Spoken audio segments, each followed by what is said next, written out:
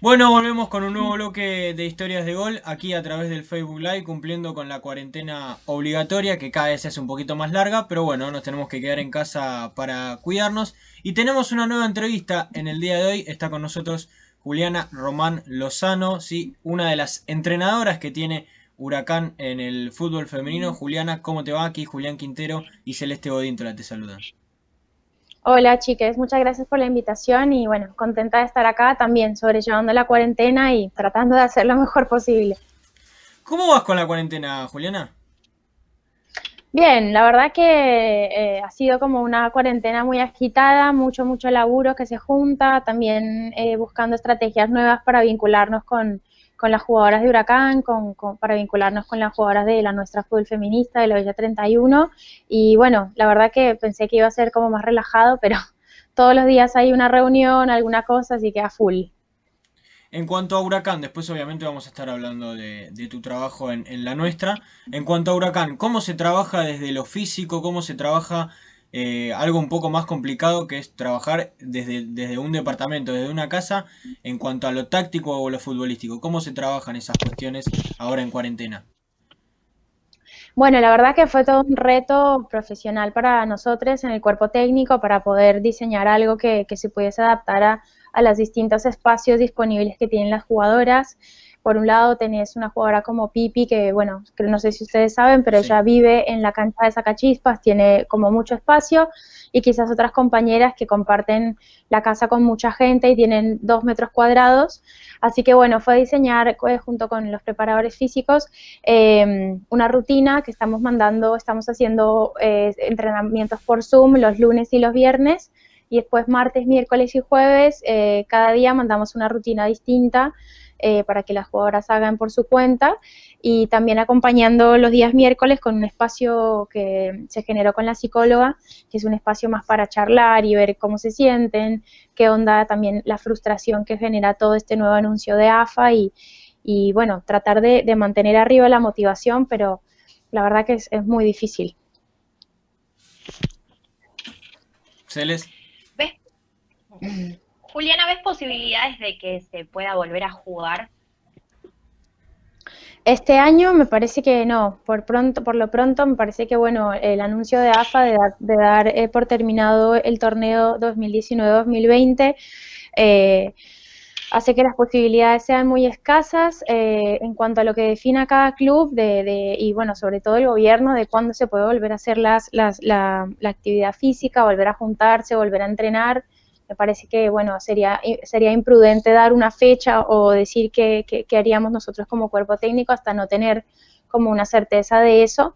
Y me parece que eso es una de las cosas más difíciles a trabajar con las jugadoras, ¿no? La motivación de seguir entrenando, de seguir estando en forma, de seguir estando involucradas cuando por lo pronto en el horizonte no hay absolutamente nada claro por al menos varios meses. Uy, Voy yo. Bueno, bien. No dale. queremos hablar mucho de la situación actual y del tema, la situación actual con respecto al coronavirus, ¿no? Más que nada hacemos esto para acompañar a la gente y pasar un buen rato. Así que vamos a sacar el tema del coronavirus. Y quiero empezar hablando por tu historia personal. Leí por ahí que tu primer partido lo jugaste con 9 años en Suecia. ¿Cómo fue ese día? ¿Cómo fue ese momento? Y si a esa edad o en el momento que pudiste estar allá, ¿cómo era la estructura del fútbol ahí en Suecia? Claro, sí. Bueno, yo soy colombiana, nací en Bogotá en los 80s y bueno, era una época medio álgida de Colombia, medio difícil, así que mi familia migró a Suecia con la intención de, bueno, de seguir los estudios, mi madre y mi padre, y de tener quizás una infancia más relajada, ponele. Y bueno, ahí descubrí el fútbol, sí, jugué a los 9 años el primer partido, hice parte de un equipo que bueno, que tenía, siempre cuento esto como si fuera algo muy loco, pero bueno, teníamos uniformes de nuestro tamaño, botines, algo que después cuando llegué a jugar en equipos semiprofesionales no existía, y bueno, esto existía hace más de 20 años en Suecia. La estructura del fútbol de ese momento creo que se refleja en los resultados que tiene la selección sueca hoy en día y el nivel de profesionalismo que tiene la liga sueca en este momento. Jugadoras como Marta, la mejor jugadora del planeta, jugó muchos años en Suecia, por ejemplo, fueron uno de sus inicios, sus primeros partidos, sus primeros equipos profesionales fueron ahí. Así que, bueno, teníamos campeonatos, había liga de niñas desde los 7 años, había una liga local y una liga nacional en donde los equipos desde los 7 años, las niñas podían viajar a otros pueblos, tenían competencia, entrenadores, entrenadoras, ya había entrenadoras mujeres en esa época. No fue mi caso, no tuve una entrenadora mujer en Suecia, pero sí había. Y bueno, cosas importantísimas como que los trofeos tenían forma de niña, tenían forma de mujer, las que eran para más adultas, entonces había como toda una posibilidad desde chiquita, estaba totalmente naturalizado y la posibilidad estaba ahí, la posibilidad de ser jugadora, de que sea reconocida por ser jugadora, de soñar con ser jugadora profesional, de tener referentes mujeres en espacios de toma de decisiones, como entrenadoras, como dirigentes. Así que es un poco la estructura hacia donde hoy en día se sueña y se está empujando a través del movimiento de mujeres y de otras organizaciones, a que el fútbol de mujeres acá en la Argentina tenga como esa estructura que es positiva para todos, no es que desplaza a una parte de la población, sino que creo que abrir el juego es positivo para todos. Así que bueno, eso de Suecia fue como un gran aprendizaje y creo que fue una de las cosas que ahora pensando en todo esto que está pasando, en mi vida personal quizás fue una de las referencias claras para saber que lo que acá estaba construido en América Latina como natural, en donde las mujeres teníamos un lugar, una actividad específica y falta de muchos derechos, era posible en otro lugar y estaba estaba el desafío de construirlo, ¿no? Obviamente nunca sola, sino siempre encontrando compañeras y hermanas del camino.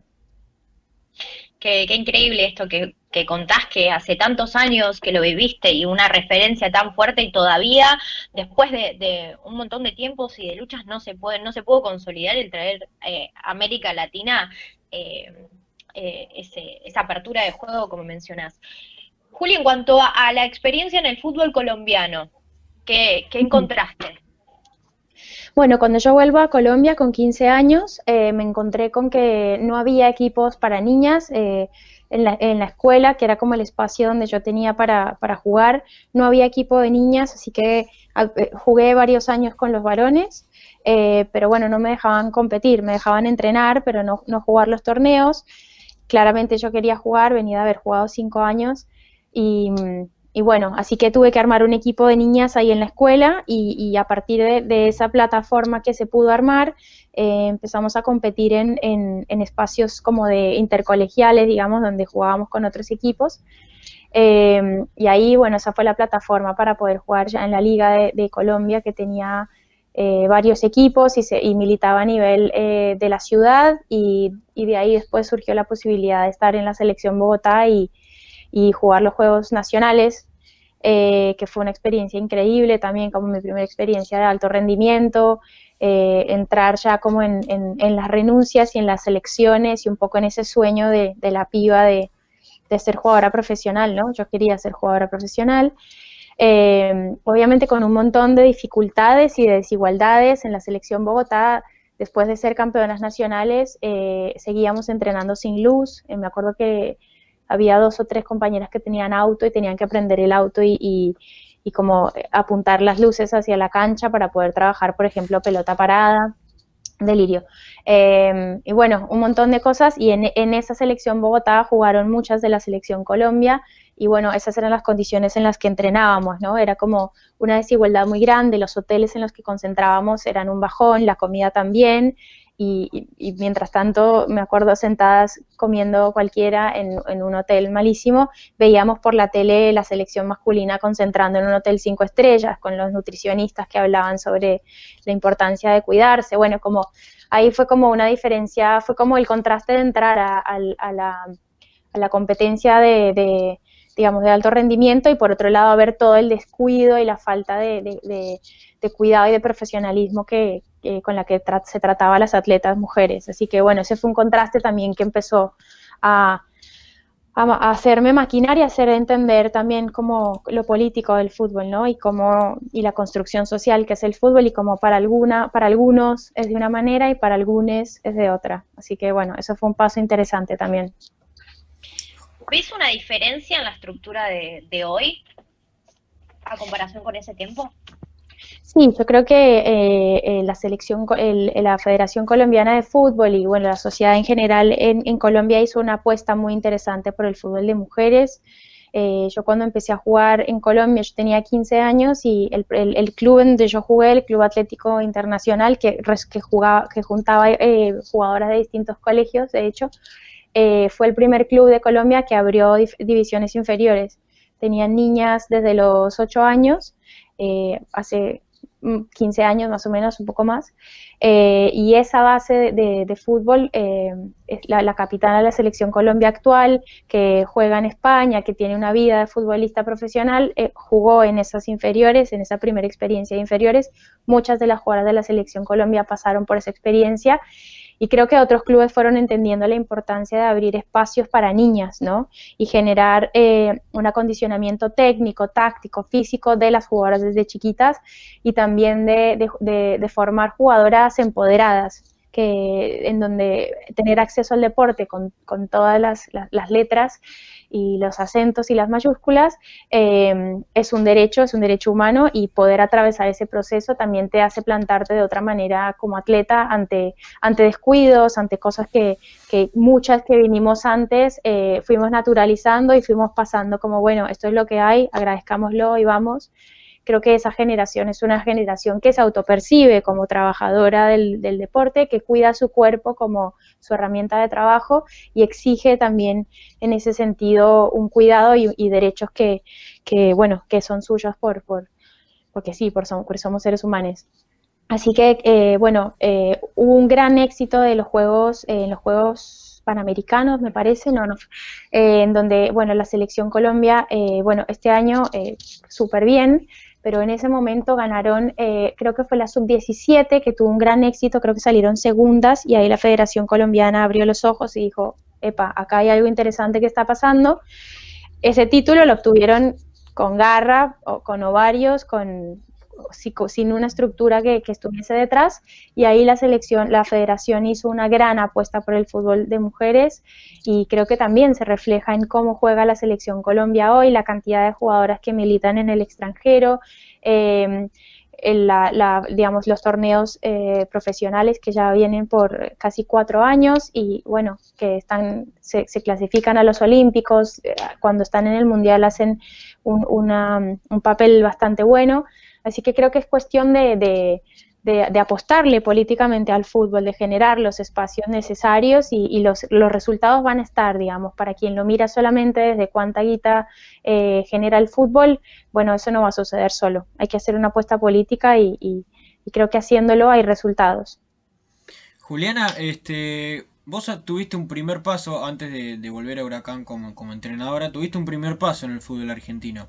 ¿Cómo fue ese paso por nuestro país y por el fútbol femenino? Sí, cuando yo llego a la Argentina, entré a jugar en el Español, en el Club Atlético Español. Ahí jugué más o menos un año. Era el torneo que se juega, que era como muy informal en ese momento. Después también pasé por el Club Atlético San Telmo, y jugué y estuve en Huracán como jugadora. La experiencia que tuve en el torneo fue una experiencia no sé, un poco similar a lo que fueron los primeros años de fútbol en Colombia, en donde había una falta de cuidado de muchas cosas, ¿no? Los horarios de entrenamiento, el espacio de entrenamiento. Me acuerdo que la cancha que teníamos era barro y, no sé, un arco sin red. Eran horarios súper complicados, no había acceso para ni siquiera un viático. Los uniformes que teníamos eran los uniformes usados de la primera masculina, que bajaban como en una cadena alimenticia de cuál éramos la última parte, entrenadores que me parece que no sé si lo hacían con mucho interés o con mucha formación, quizás de pronto sí había una buena intención, pero no había formación atrás de eso.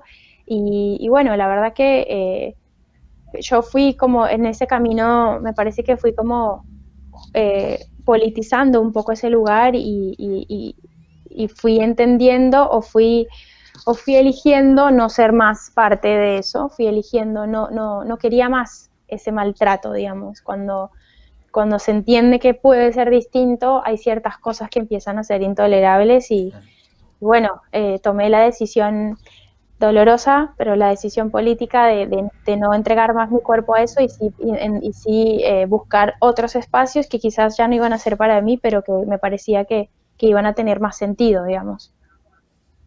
Y un gran trabajo para ayudar al resto de las personas a que puedan llegar a tener esos espacios con sus derechos y la igualdad. Juli, quiero hablar un poco de tu trabajo en la nuestra. Bueno, en estos últimos días están sufriendo varias problemáticas a raíz de la pandemia. Quería preguntarte, antes de hablar del trabajo específico sobre el fútbol, si tenés contacto con las chicas de la nuestra y cómo les está afectando esta situación, básicamente. Sí, estamos constantemente en contacto, abriendo distintas puertas para colaborar y para hacer pie en donde el Estado no está haciendo pie, digamos. Justo ayer estuvimos en el barrio con otra compañera de la nuestra, estamos articulando con el Frente de Géneros de la APL para entregar semanalmente un bolsón de verduras y abriendo justamente otra campaña de donación para acercar productos de limpieza y productos de primera necesidad. El barrio, como ustedes saben, estuvo sin luz una semana, sin agua la semana pasada, sin luz también porque ahora se viene el invierno y justamente hace 3 días nos comentaban que se había quemado un poste y toda una zona del barrio se había quedado sin luz por la precariedad de las instalaciones, por la falta histórica del Estado de hacer una urbanización como decente y con todos los derechos y las necesidades que tienen las personas de los barrios.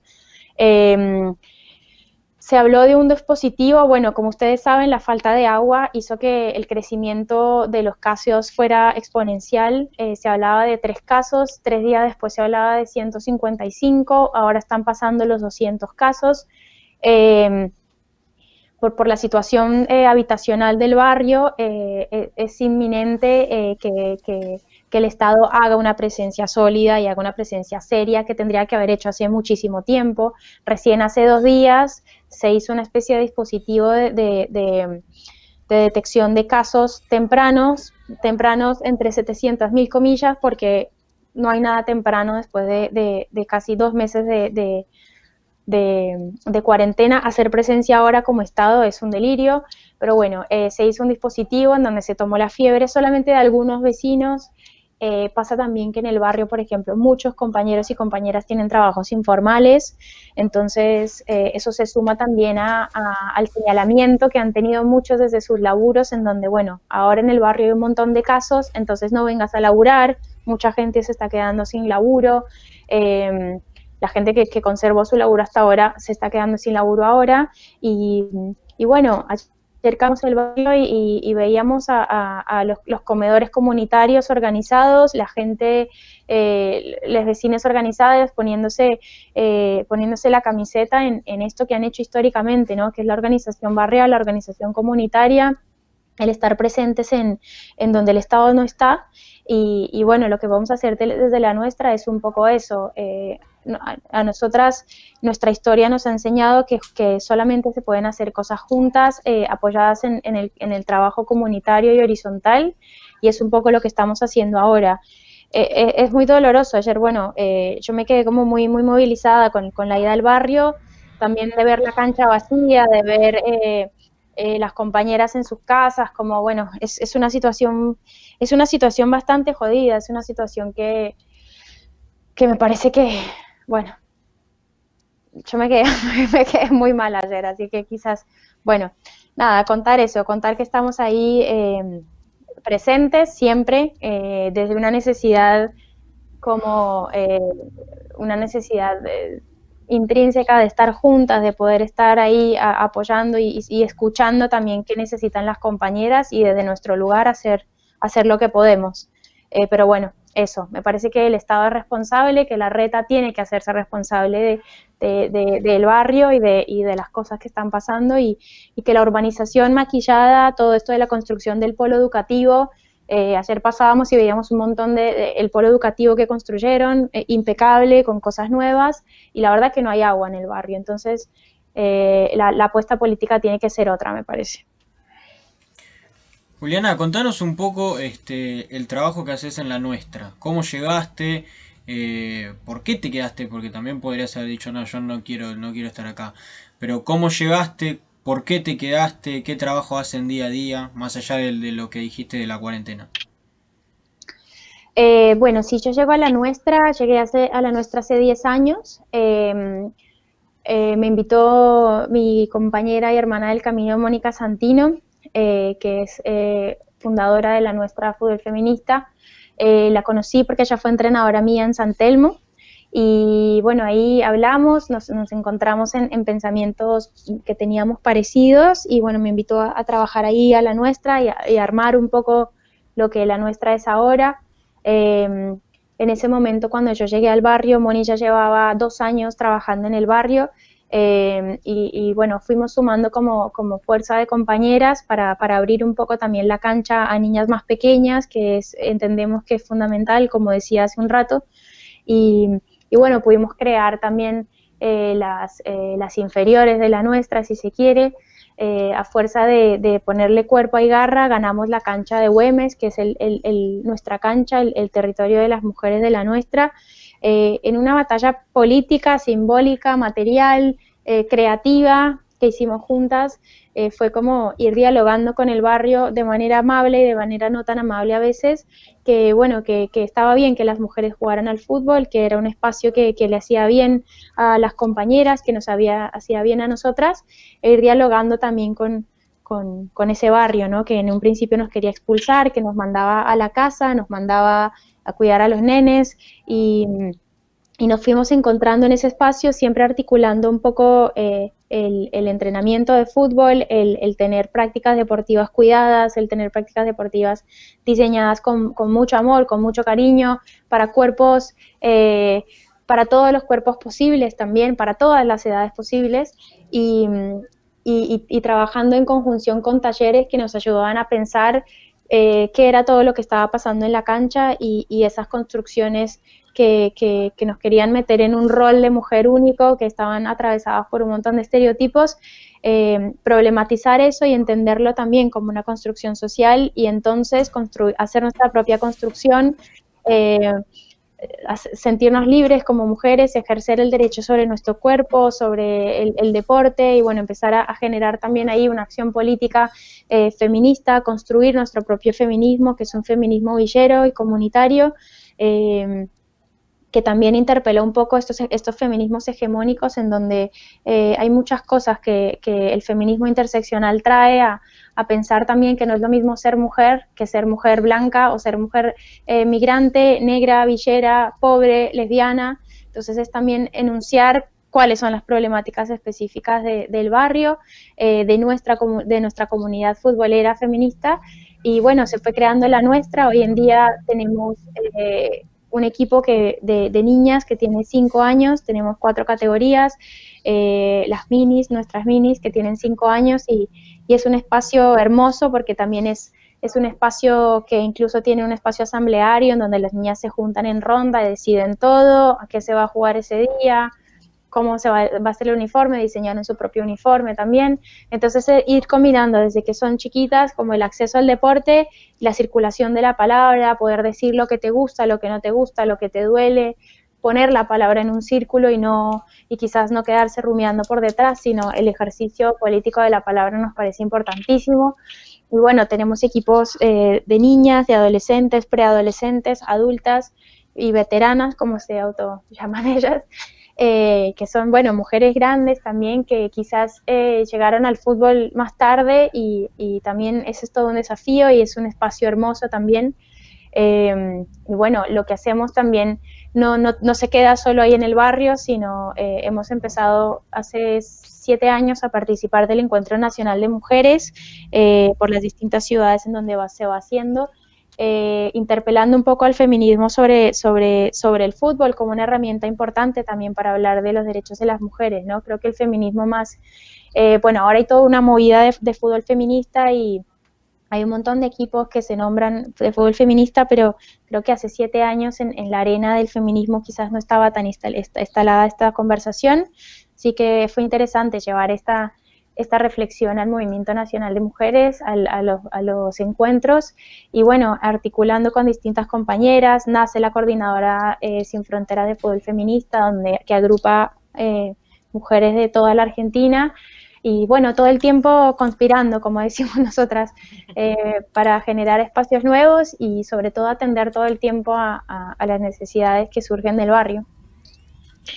Juli, me encanta esto que contás porque habla de un abordaje del fútbol y el feminismo de una manera integral y por sobre todo del rol social que tiene el fútbol, que a veces con las características o lo que sucede, los privilegios del fútbol masculino, eso queda como relegado y no se percibe tanto y no se le da tanto interés. Entonces es hermoso este abordaje integral que tiene la nuestra. Por eso te quiero preguntar si pensás que estos ideales que levanta la nuestra se pueden trasladar de alguna manera al fútbol profesional para seguir luchando de esa manera, digamos, por todo lo que falta construir, ¿no? Porque el fútbol se profesionalizó, pero aún faltan un montón de cosas. Sí, sí, yo creo que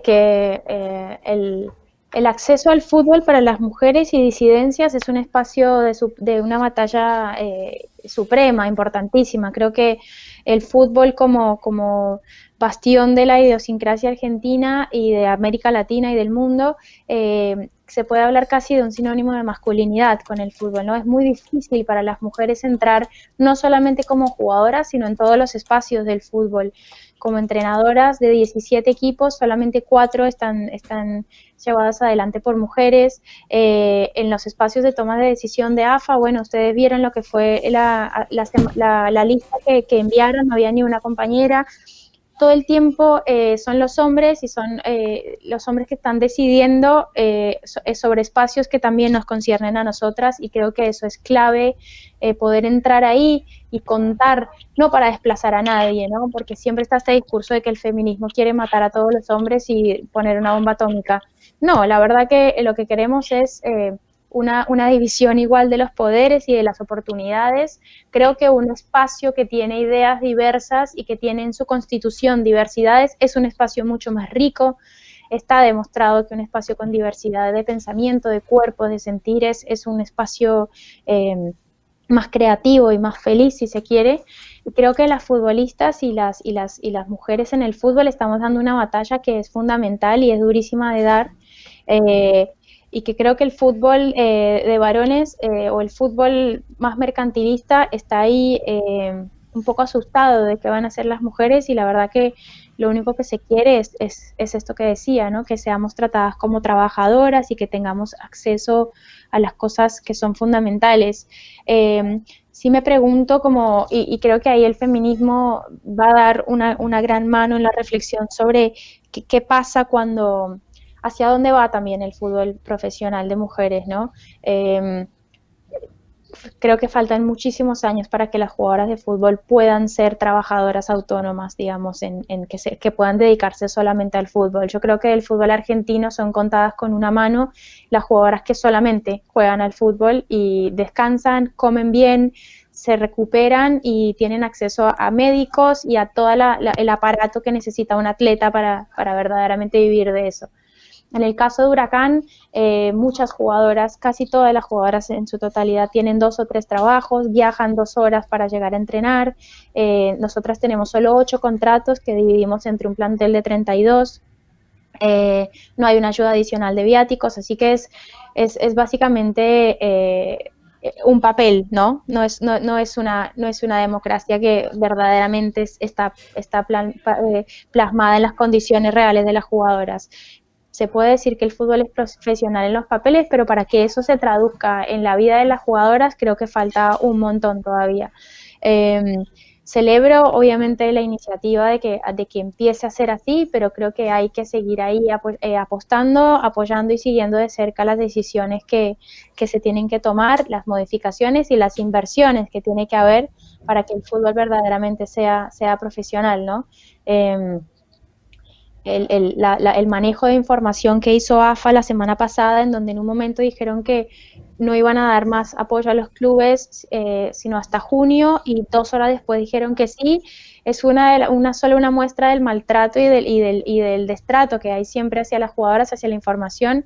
Las jugadoras unidas hizo un comunicado hace poco en donde pedían y exigían lo mínimo, que se hable con respeto, con profesionalismo y que se comunique como se debe comunicar la información, que no es cualquier información, es información que tiene que ver con quedarse sin trabajo o no en esta situación y con cómo va a ser la situación de los clubes y de las jugadoras en el futuro y en este año.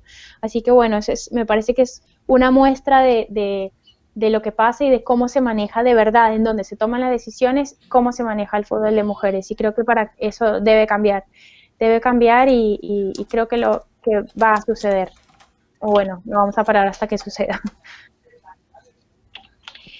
Bueno, la nuestra es un gran ejemplo de lo que es conformar un cuerpo técnico plenamente con mujeres, ¿no?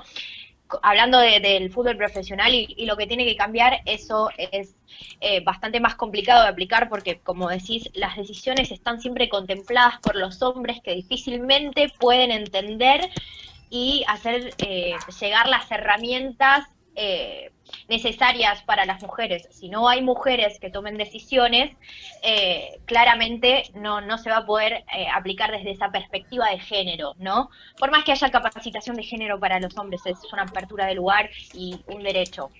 Uh-huh. Hace poco nosotros estuvimos hablando sobre la necesidad de tener entrenadoras mujeres. Quiero que me hables un poco de eso porque sé que es una lucha también que abarcas. Sí, me parece que es muy importante, como decías vos, que en los espacios de poder haya mujeres y haya compañeras también. Creo que tampoco es suficiente que sean mujeres, porque, bueno, la compañera, la señora que está en AFA en este momento, en ese lugar de poder, creo que también ha dado muchas señales de que no sé si está tan a favor de abrir espacios para las mujeres. Creo que a veces es importante que las mujeres se capaciten y capacitarnos entre nosotras y entre nosotres para que haya verdaderamente una perspectiva de género, como decís vos, una perspectiva de género real. Creo que es importante disputar los espacios de saber del fútbol, y uno de los espacios más importantes de saber del fútbol justamente son los directores técnicos y las directoras técnicas. Desde los espacios de formación de los directores y directoras técnicas hay un vacío teórico, inclusive. Yo cuando estudié en el 2014, me recibí directora técnica, estudié en ATFA, en una camada de 86 varones, en donde yo era la única mujer, en donde toda la teoría, no voy a entrar como en anécdotas de la cantidad de cosas bizarras y violentas que tuve que vivir de parte de compañeros y de docentes, en todo el tiempo remarcar que yo era distinta. Vos sos mujer, vos sos mujer, vos sos mujer. Desde no putear, por ejemplo, un profesor que decía, perdón, cada vez que decía mierda, perdón señorita, todo el tiempo era como, yo también puteo y abundante, así que sigamos. Era como, todo el tiempo era como poniendo ahí el límite, que era una cosa de locos. Como si no te hubieses enterado que eras mujer, ¿viste? Claro, no. Era necesario que te lo recalquen todo el tiempo. Claro, como yo tenía una capacidad intelectual distinta por ser mujer, o un entendimiento distinto del fútbol, bueno, un montón de cosas. Desde la teoría también, por ejemplo, todo el tiempo, el primer año y medio del curso está dirigido hacia el fútbol infanto-juvenil, y todo el tiempo hacían referencia, bueno, los niños de tal a tal edad desarrollan tales músculos, tales capacidades aeróbicas y tales referencias en sus familias. Y las niñas, ni idea, todo el tiempo. Sabemos que hay diferencias en el desarrollo del cuerpo de las mujeres después de cierta edad. ¿Qué pasa con eso? Yo siempre digo, como es importante tener en cuenta el ciclo menstrual de las mujeres para trabajar y entrenar ciertas cosas, sobre todo ciertas fuerzas de ciertos músculos que resultan en específicas lesiones o en cosas. Ni idea. En ATFA nadie sabía que las mujeres jugaban al fútbol, ni tampoco existía ningún tipo de teoría que pudiese acompañar eso desde la enseñanza. Entonces ahí es el primer vacío.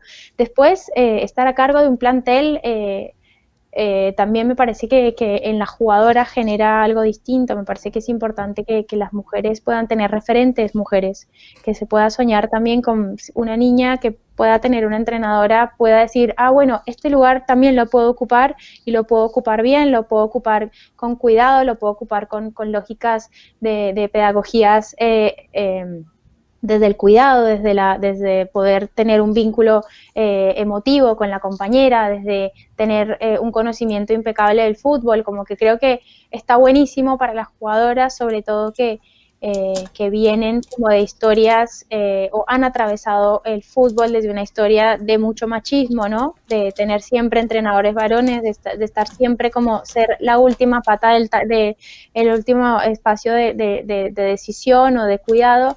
Me parece que es un espacio súper importante. Pienso lo mismo con las árbitras, pienso lo mismo con las dirigentas. Creo que tenemos que empezar a ocupar esos espacios para que las niñas más pequeñas también empiecen a tener como una visión de lo posible distinta. Claro. Juli, antes nos hablaban de la articulación del feminismo dentro del fútbol de la nuestra y de los barrios. Bueno, me parece, como te decía, que ese abordaje integral que se hace es muy, muy, muy necesario. Y quiero que me cuentes un poco sobre las diferencias que has sabido reconocer a partir de esa lucha, ¿no? De que el feminismo viene a plantear un montón de diferencias, no solo con el fútbol, sino en la vida misma dentro de los barrios, que a veces carecen de las herramientas intelectuales inmateriales para poder deshacerse de la violencia que está muy presente. Entonces, quiero saber si observas esos cambios bien aplicados desde el trabajo que están haciendo en la nuestra, si encuentran que realmente tuvo sus frutos y se está modificando. Sí, creo que me parece que ser parte de un colectivo, digamos que los inicios, digamos, o uno de los gérmenes del feminismo resultan ser estos espacios de autoconciencia, ¿no? Estos espacios en donde nos sentábamos entre un montón de compañeras a compartir experiencias subjetivas y de la vida cotidiana, en donde nos dábamos cuenta que no le pasaba a una sola compañera, ni que era culpa de la compañera por ahí estar atravesando situaciones de violencia o situaciones de acceso desigual a los poderes o un montón de situaciones. Poder encontrarse en esa colectiva me parece que es la herramienta política y de transformación más grande que tiene la nuestra. Creo que más allá de la clase social y de la situación de muchas mujeres atraviesan por situaciones de violencia, muchas veces naturalizada, y poder encontrarse en otras me parece que es fundamental para poder hacer ese clic de empoderamiento personal, y lo más poderoso es ese momento en donde el empoderamiento resulta en una acción colectiva. Y creo que el hecho de haber podido transformar una relación una realidad tan concreta como querer ir a jugar al fútbol, que no te dejen, que un barrio entero te diga que eso no es para vos, y después a fuerza de manada, de lucha, de estar juntas, poder ahora estar en el barrio, ser reconocidas, que cuando nosotras llegamos a la cancha de Güemes, que es un espacio público, cuando llegamos 3 veces por semana a ese horario, los varones se van de la cancha.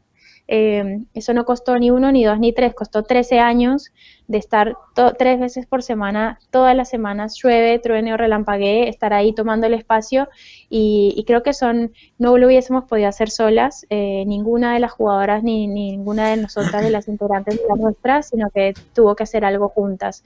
Y creo que también, bueno, son un montón de construcciones que da el fútbol también, ¿no? Como deporte colectivo, en donde puedes ser Messi, pero si no tenés a 10 más, suerte, no sé, no se puede construir nada, ¿no? Creo que es también una gran labor que ha hecho, que que hemos hecho como la nuestra es, bueno, entender eso, ¿no? Estar juntas, poder transformar un barrio, poder pararse desde un derecho, ¿no? Porque no es un favor que te haces, sino que estás reclamando un derecho.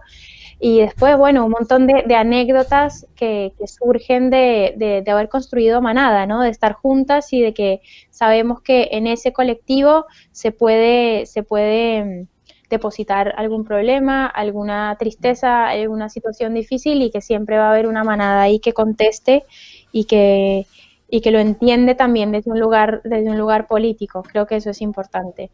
Así que, bueno, creo que de ahí hacia afuera también ha sido interesante e importante que la nuestra ha podido no solamente convertirse en una organización territorial, en donde obviamente estamos ancladas en la Villa 31 y es el territorio desde donde anunciamos y enunciamos lo que decimos, pero sí poder compartir esa experiencia con compañeras del resto de la ciudad, de otros países, de otras provincias, y creo que ahí también he sido una herramienta importante para el empoderamiento de todas nosotras.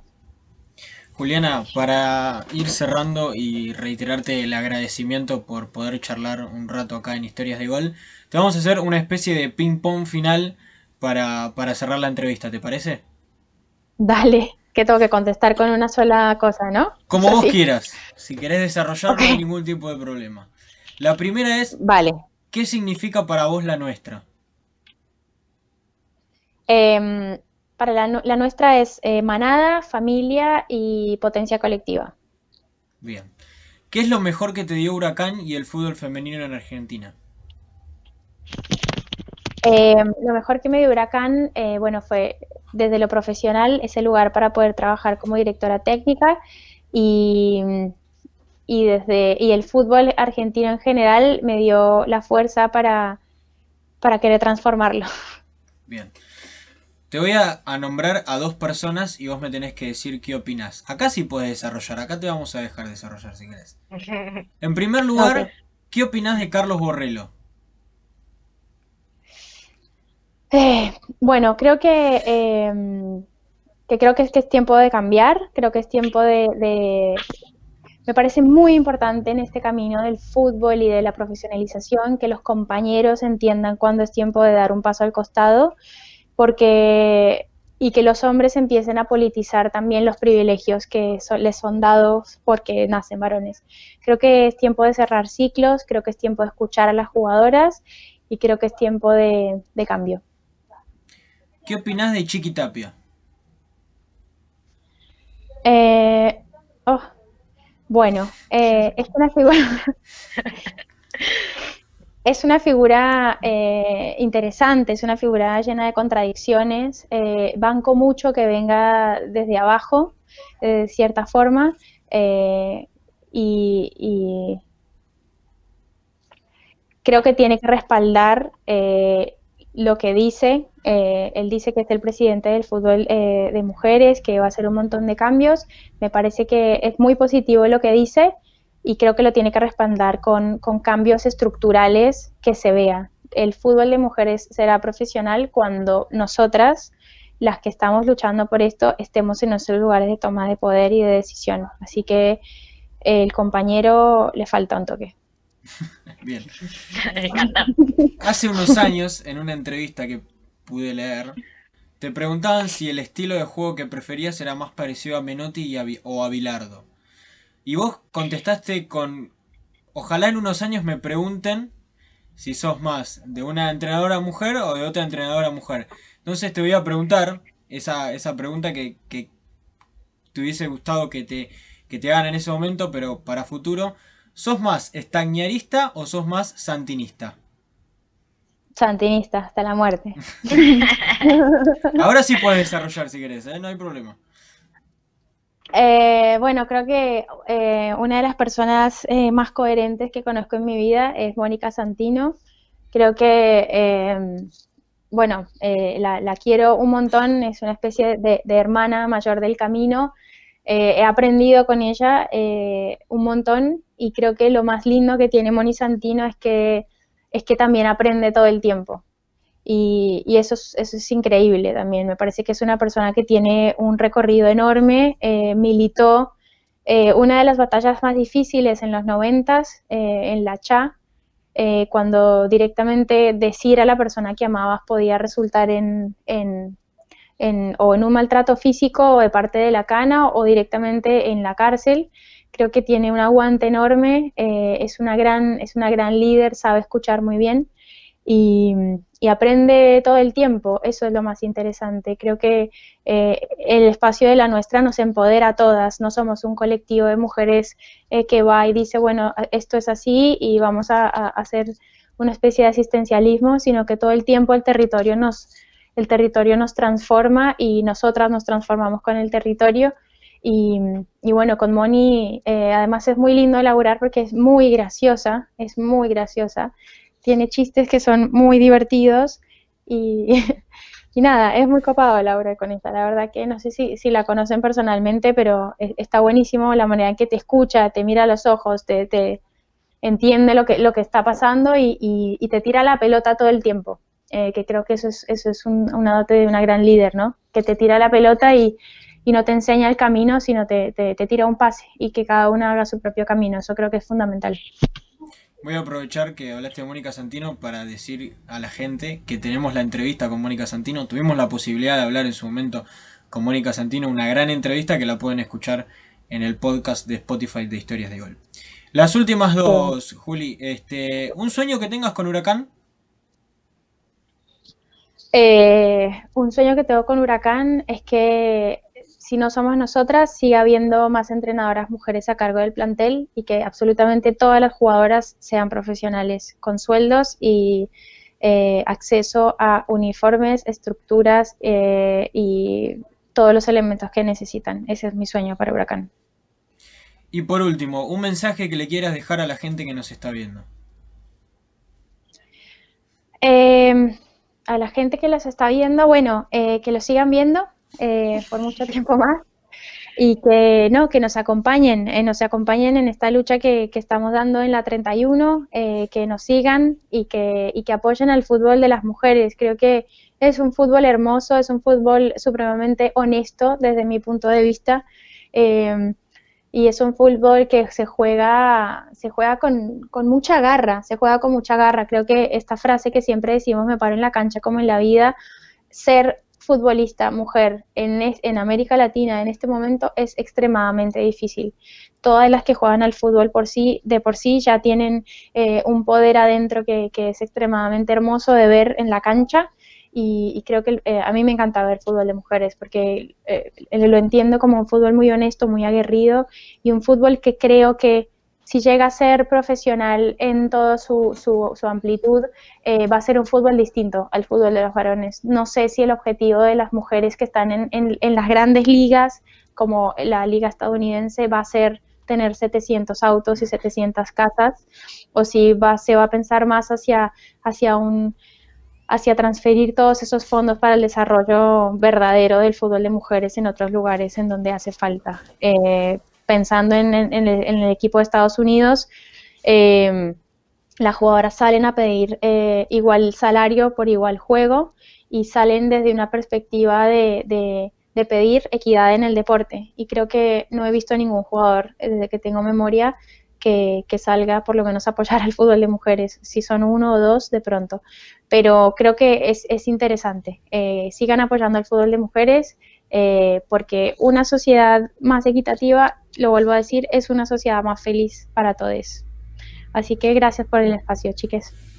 Gracias a Bueno, vos. yo antes de que Juli cierre quiero decirte algo. Nada, quería agradecerte y me parece súper, quiero destacar esto porque me parece súper necesario para nosotros como periodistas autogestivos y como comunicadores poder tener la oportunidad de hablar con personas que transformen a la sociedad desde el fútbol y que tengan esta perspectiva tan clara para poder generar esas transformaciones, tanto en el fútbol femenino como en la sociedad misma, porque me parece, como decía antes, que es necesario ese abordaje integral. Entonces, quiero felicitarte por todo el trabajo que estás haciendo y bueno, y agradecerte por haber estado acá con nosotros y me parece sumamente necesario, vuelvo a repetir, que sigamos, estas son las voces a las que yo quiero escuchar y darles lugar en un lugar de comunicación. Y nada, entonces me parece genial lo que haces y lo quiero destacar. Nada más. Muchas gracias, chicas, muchas gracias por el espacio y bueno, como siempre decimos, sin nosotras nunca más. Muchas gracias. Muchas gracias, Juliana. Y bueno, nosotros nos vamos a un pequeño corte y seguimos con más historias de gol.